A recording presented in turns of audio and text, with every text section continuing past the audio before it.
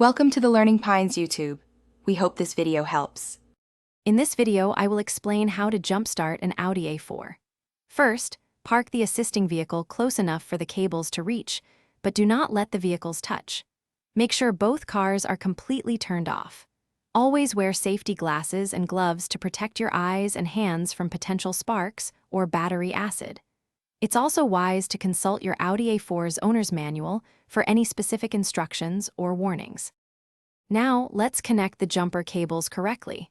Take one red positive clamp and securely attach it to the positive terminal of your Audi A4's dead battery. Next, connect the other red positive clamp to the positive terminal of the assisting vehicle's good battery. Then, attach one black negative clamp to the negative terminal of the good battery. This sequence helps prevent sparks. For the final connection, attach the remaining black negative clamp to an unpainted metal surface on your Audi A4, away from the battery. This creates a good ground connection. Once all clamps are secure, start the assisting vehicle and let it run for about 5 to 10 minutes. This allows the good battery to transfer some charge to your dead battery. After this time, try starting your Audi A4. If your Audi A4 starts, congratulations.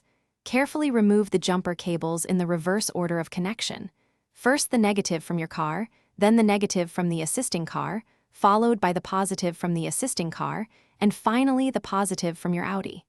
Drive your car for at least 20 to 30 minutes to allow the alternator to fully recharge the battery. If it doesn't start, you might need professional assistance. Also, be sure to check the description for a link to the new Kindle Paperwhite and other great deals. Thanks for watching. Consider subscribing if we helped you.